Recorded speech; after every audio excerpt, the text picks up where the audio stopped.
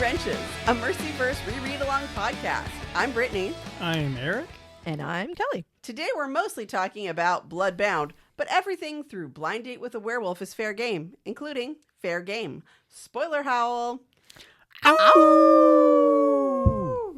In case you don't remember, this is the one where we see dark sides and limitations of all the supernaturals, but especially the demon-possessed. Today we're starting partially into Chapter 6. And now it's time for Recap Guy! Okay, Recap Guy was threatened, so there's not going to be too much of a Recap Guy. Plus, we only covered about a paragraph of the book last time. A recap of last week's episode was we recapped that episode for the majority of it, and then I think we talked about a few things related to a werewolf and a vampire, and that leads us up to here. Hey. Now, there was some stuff with Samuel that we didn't talk about, and then right before something was about to happen, we ended it. Thank you for that concise and informative recap of last week's Recap Guy. That was actually probably one of my more coherent recaps. 100%. We sent out Gabriel to find parts so that... Wink. So we could get him off the board while we have a moment. Yeah. And Honey, that's her name. Honey's there and doing the body doubling. Oh my God. I'm braining today. Coaching on the brain. I mean, bodyguarding. Bodyguard, body double. I've heard it both ways. Honey's in there, and then Tom Black comes back in, and he's like, "Hey, I need all the dirt on Adam." Yeah, so we're back in black. No. No. I was glad we waited for you to make it before we hit record. But not now. I'm less convinced now. Yeah. He also comes in a little hot. And that's not just the 107-degree heat. No. This is hi. Like, I'm here to ask. He just kind of starts asking some intrusive questions for somebody, literally a dude off the street, rolls in like, hi, and then basically channels his inner Tommy, and out of nowhere is like, so how's your sex life?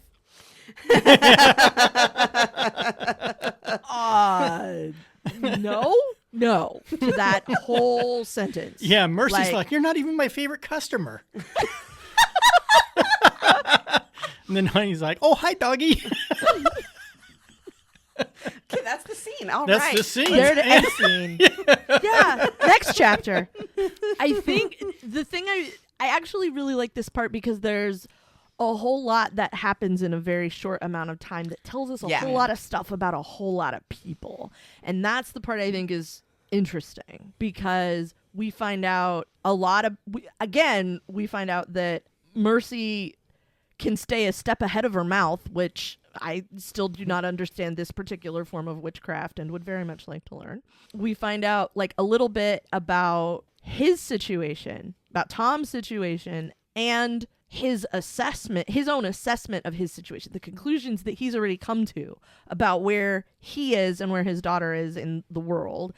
And we find out a little bit more about Honey and her assessment of her own situation, which obviously much better informed than Tom is, but not too dissimilar of a conclusion, which is also kind of an interesting thing because everybody's kind of like, there's always like two people that are kindred spirits in every piece of this interaction, no matter how you slice it.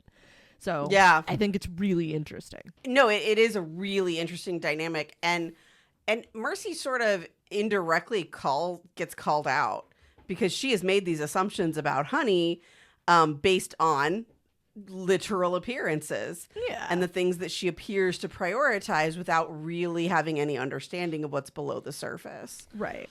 Or that there is a below the surface. Right. I think that's like the first revelation is that there's more to this book than the cover. And, behind the cover, not terrible. Like, we could hang. But I also appreciate, as it unfolds, watching those wheels turn. So there's a Mercy Thompson subreddit that is really one of the only reasons I currently ever go to Reddit. And somebody was making the argument, I can't remember what thread or where it came up, that the thing that made Mercy see Honey as a real person was that she had experienced sexual abuse. Like, oh, your feelings don't matter until it happens. I was like, that's not really the line that does it.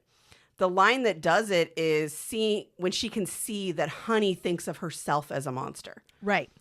That's the line that makes Mercy go, oh, crap, I don't want to have to like you. But is part of what, like, this entire scene kind of pivots on that moment because Mercy figures it out. It's a thing that we all learn as Mercy comes to that conclusion. And that is the same thing that Tom is up against with his daughter. My daughter's a monster. What do I, she's a little girl, but also monster, and trying to kind of reconcile two generally disparate data points in his head and having a really hard time doing it. Because it's interesting that we get the moment of how Mercy sees Honey, how Honey sees Honey, and how at least one of those dynamics changes as this interaction unfolds. And they talk about like how unusual it is that somebody would have had survived that young. But you know what I find really impressive is like accidental changes are things that happen even for like fairly controlled old wolves. And you're talking about somebody for 3 years of puberty. Between ages 10 and 13, she has not once lost control and turned into the wolf without the full moon. I find that astounding. Like, I mean, and it does go along also with like she must have lots of whatever. Because that's what Bran says. Right. She must have a lot of control. Yeah, she has a lot of control over herself to have even lived. Right. Number one, like as a person, before you get anywhere else, a 10-year-old survived a change, number one. Number two, has indoor plumbing. Number three, has not become a catastrophe in the subsequent 3 years of this having happened, which basically to me means now she's just going to be terrifying because even before you change one, a 13-year-old girl is some scary, scary business. Full stop. Can confirm. It is known. Can we just say it is known? And so for her to have this added force multiplier of not only hello and welcome to puberty, you will not enjoy your stay, but to add to that, you're now gonna have two terrible things that happen to you once a month. Enjoy. Like that also. I can't wait for them to line up. Yeah. Does this not feel like an absolute nightmare? This is like, but also like I have so many questions. But once we've established all of the rules that we know at this point of werewolves and changing and all that kind of stuff, like when we met her, I was very excited that because I hoped that she would become a bigger character, because aside from werewolf, aside from teenager, she's kind of, I'm hoping that she becomes another really interesting person, because later on in the book, in all of the books, we hear about what it's like if you have indoor plumbing and also fangs, and how it's still like the progressive packs, will let you have your own credit card. Like, like it's very, very like minimal, which, footnote for everyone listening, that is a thing that was against the law for an unmarried woman to have her own bank account or her own credit card until the 1970s. So keep that in mind. But like she's going to have an uphill battle. Like a kid who is changed was always going to have an uphill battle, and now hers is going to just be worse. But I'm sort of hoping that she gets to maybe hang out with Mercy a little bit, and like maybe this pack, which is way more progressive than a lot of them, because Warren is third and Kyle is accepted. And like maybe this will be where she ends up, and she gets to be a little bit more, as she comes into her own, that we will find out more about her, and that like down the line she'll be somebody we get to hang out with. Like I don't see them letting her go in the Maroc pack, though. I think it'd be cool if Mercy could take her and they could do some van surfing on top of the mystery machine. Wouldn't that be awesome? I just So, mean to Teen hang Wolf? out. Yeah, I see where you're going. What you did there? I see it. But like, just I'm hoping that she gets a little more attention, and maybe she and Mercy will get to hang out. I didn't think she'd move to Tri-Cities, but like knowing of their existence and maybe being exposed a little bit, both to a apparently breathtakingly more progressive pack than some of the others are, but also to Mercy's don't get mad, get even. Because I feel like if anyone can play the long game, it's going to be her. Although, And I do want to point out the Morocco delight pack in that. does have a lesbian couple in it Oh, yeah, that's true. with a human mate. Yeah. So Morocco pack is also like in the like we won't kill you for who Yeah. you are attracted to. Yeah. Bang on. No pun intended. That was pretty awesome. Yeah. I'll give you that. Okay, to like really jump ahead to very later spoilers, we've seen that the exact opposite of Leah's, I'm going to say Leah, unlike the reader, Leah's, Depends on the reader.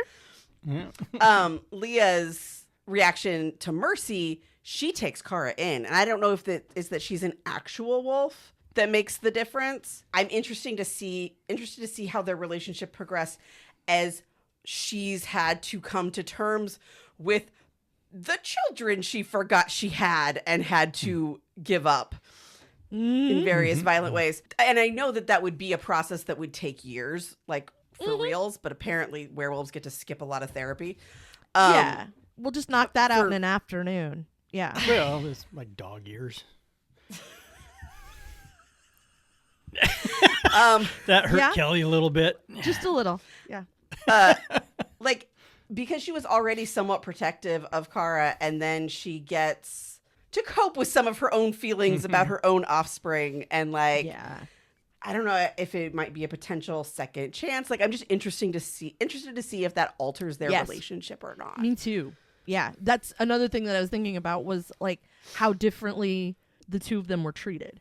I think that'll Yeah. be interesting. So we learn a little bit about her at this point in the book, just that she was 10 and everybody kind of looks at him like, oh, how can be? And then, you know, after, because he starts asking questions and Mercy starts putting it together like, I think I get what you're trying to do, but I don't think you're doing it for, like, this isn't because you are using your reporter skills to do this, but you are not, you're not really doing this to write a story about Adam. You're doing this for something else. Yeah. And cottons onto that pretty quickly. And that's when we get the moment when Honey changes. So Yeah. she comes out, sits in the sun, and I really like that part. Shows off a little bit. Yeah, I really like that part in the book because Mercy's like, when she comes up with it, like, you know, honey, whatever I think about you, you're an absolutely gorgeous animal. Can we show this off a little bit, you know?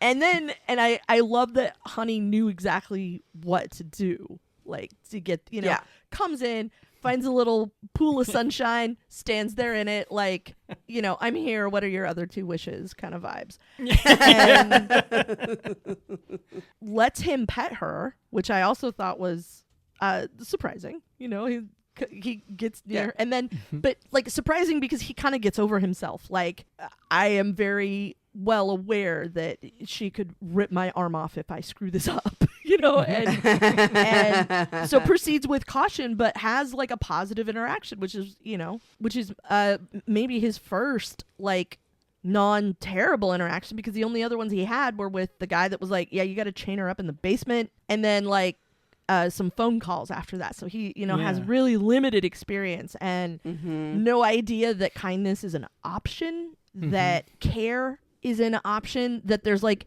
any other sort of emotion besides like venge, you know, being full of vengeance and rage, and like almost like it doesn't even occur to him that could be a possibility. And so it blows his mind a little bit, and I really liked watching that unfold with him as well. Yeah. That he's saying, oh, we have these other options. And I did like when she calls Bran, like calling him out, like, Bran, I know that you can deduct a lot of things, and that's real impressive and everything, but this ain't the time for that.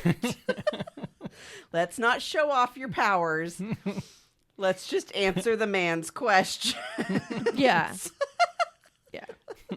We all know what's happening. It's fine. It's all understood. Can we just skip ahead to this bit here? Past you showing off. Yeah. We get it. You're amazing. But here's the deal. Like, can we focus? And so she calls and is sort of, she calls him under the gun. A little bit. Literally. Metaphorically. I really need to not screw this up. Yeah, because he's got about 6 reasons over there that I should really be careful what I say. So again, her tippy-toeing around and bending English to her will goes pretty well with Bran, and we get a list of people that maybe could help, and it's short. That's when we realize that the number of alphas who would not harm her in any way. And it's horrific that this includes sexually. There's only about 1 or 2 that wouldn't. Well, there's like a 1/5 or something like that, like some low percentage. Oh yeah, it was a ridiculously low percentage, and it was like, that's really creepy. Like y'all have big problems to solve. Yeah, we need to solve a much different. We need to solve for a much larger problem at this point right here. Like, we need to just stop and But the short list is a list. There's more than one name. There is. Bran is not on it, which I also thought was kind of interesting. Well, he isn't on the first list because that's like who they wouldn't mind a reporter knowing about them. Right. So that was only the ones that were out, and he's not out. Right. But it was interesting that the person she's on the phone with, is giving all these other names. Who she ends up sending the child to. Which is where she ends up, which is why I'm kind of amused by it, is that, he wasn't even, because he points that out later, I ended up here, but he wasn't even on the list. She's like, well, I am living proof that he can raise some weirdo female child animal. He's taken in some baby randos in the past, and as far as I'm concerned, it went She's right. at least the right species. Exactly. Yeah. So he sort of gets it and says, he'll call Adam. She's like, okay, cool. Now here comes Tony. Hey, what's up? When I was asking for the updated summary this time, I was like, hey, I know that the Tony scene is what's next. I can't for the life of me remember how much longer it is. So I asked ChatGPT to put in what's the time difference between the scenes. Assuming this wasn't a hallucination, it's 2 weeks later for the Tony lunch. Did it not feel like it was the same day? But then I wasn't sure. I thought it was the next day because when Tom leaves, I assumed that was when Gabriel came back with tacos. So I assumed it was like the next day. It's definitely not the same day because he was going to call that night. Right. Yeah. I just presumed it to be the next day, but no. And then we get to Eric's favorite part of the book. Yeah, where you talk about the Opel GT. Which he now points out to me frequently when we see them places. That's awesome. They're not common. They're not common, so that's pretty. So what, 2 or 3 times over the last 5 years? Yeah, about. Yeah. But I also really enjoyed the conundrum that was happening. Yeah, it goes like 20 forward, but it'll go like 120 in reverse. And then Mercy gets to go to a business lunch, which I just thought was really entertaining. I love this scene. Like, I love both of these scenes a lot. And they both establish really interesting things for later. Because, like, this relationship with Tony is still not only existing, but progressing in the most recent Mercy Thompson book that actually took place in the Tri-Cities. And, like, it really starts this more formal role of Mercy as their reliable person they can talk to about weird stuff. Supernatural relations. I'm just making a face at you because I'm just realizing that, like, yeah, the last few have been... Hi, I'm Mercy. I change into a coyote. I live in the Tri-Cities, and we're leaving town. Is like chapter so one. the last one was just like, we're leaving town. Yeah. And then the one before that is the one, the International Harvester, is the one where Soul Taken, if anybody's wondering the actual title is the one where Adam has a scene with just Tony where he's like, hey, how deep do you want to go down this rabbit hole? You've proven trustworthy. But here's the deal. Here's the cost to it. Yeah.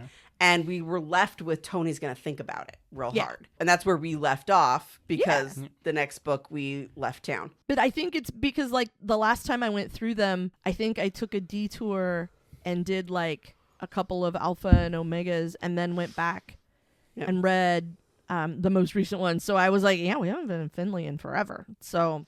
Well, then the most recent book was A Seal, but we which also is, like, do... not really either. Yeah. And then we do a lot of traveling anyway. We start at the Stop and Rob, and then off we go to Europe, you know. So, yeah. Well, that's one before. So, yeah. But still, the most recent we one start that took out place and then in leave town. Yeah. We start out and then and then leave town.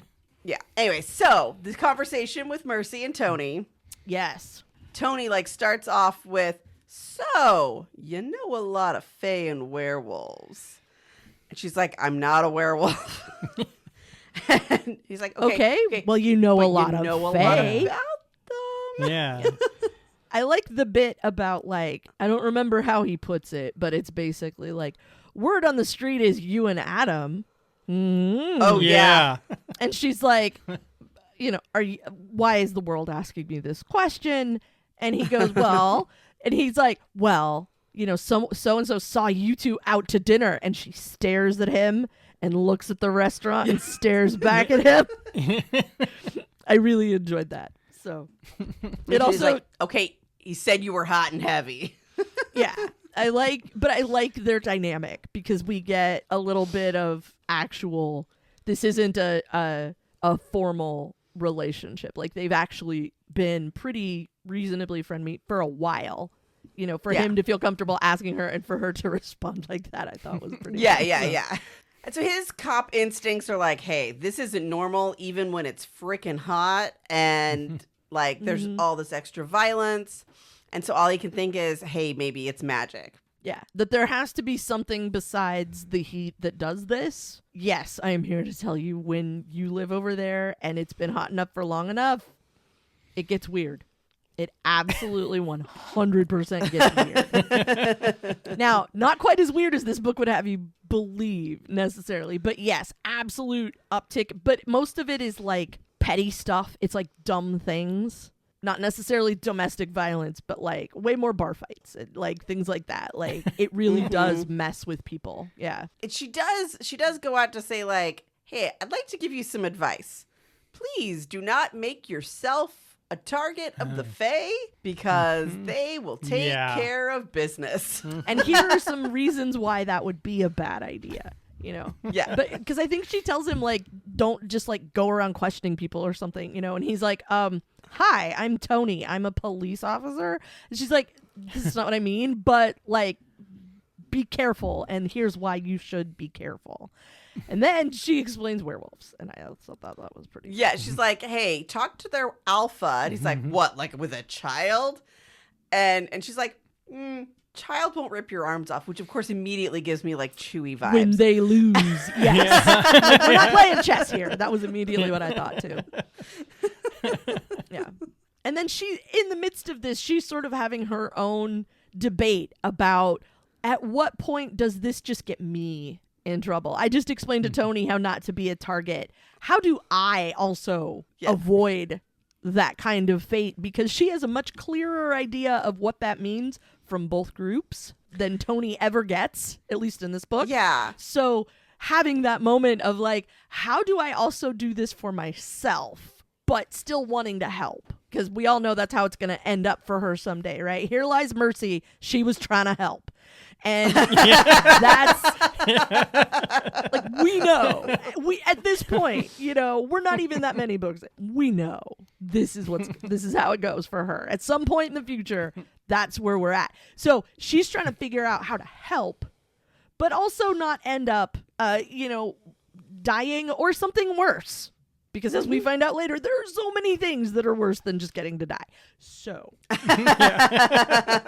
they have this lunch where she's trying to figure it out. And also tries to explain, like, that Tony's kind of lucky because that the alpha that he has to deal with is Adam, and whatever you think of werewolves, whatever you think of supernatural, whatever you think of alphas or any of that, like, he's going to be a straight shooter if it's fair. If you're trying to do something that's helping somebody, if you're trying to get to the bottom of something that happened to someone, like, he will do everything that he can to help you within his power, and is abundantly clear about that, which I thought was also, a nice, if there's things that he can't do everything to help you, but if there are things that he can do to help you, he will absolutely do them, as long as you go to him and work together. And I liked that piece of it, how she was trying to describe him. One of the things I do like in general is, yes, we spend the most time with good cops, but also, like, we do occasionally meet not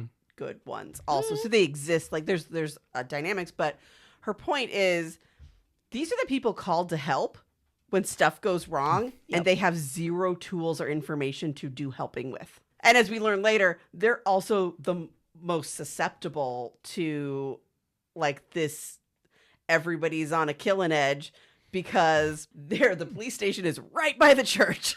Yep. Where Littleton's been. So they're also targets in and of themselves. Mm-hmm.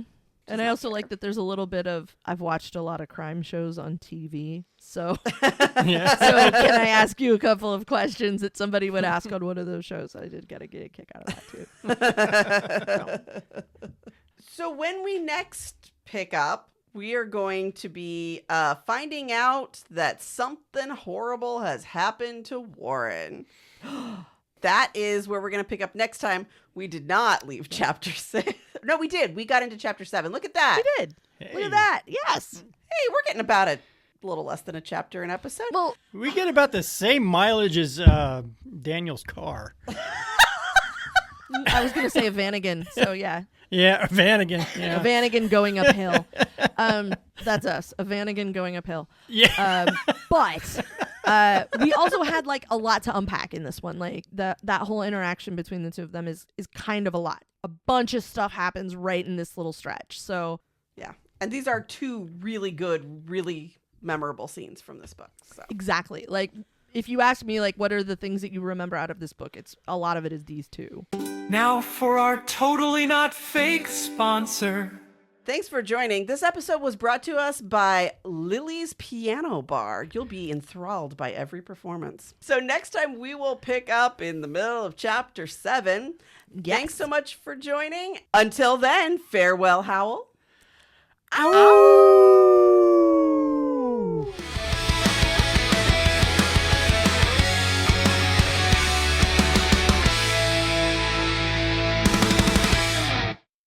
So Mary, I always forget the second part of her name. Mary. You made Jo? my brain forget it. Yes, Mary Jo. Mary Jo. Our firefighter? Yeah, Yes. firefighter. So Our resurrected firefighter is Mary Jo. yeah, our resurrected firefighter. Are there any cops that are werewolf? Yeah, there's a few. Okay. George is one. George. Okay. George, the kinky Yeah. cop. He's, Yeah. yeah, Oh, he's yeah. always handcuffing Yeah. somebody for some reason. Oh, so that's when I'm going to use my Lobo cop. No. Yeah. Part man, part wolf, all cop. No.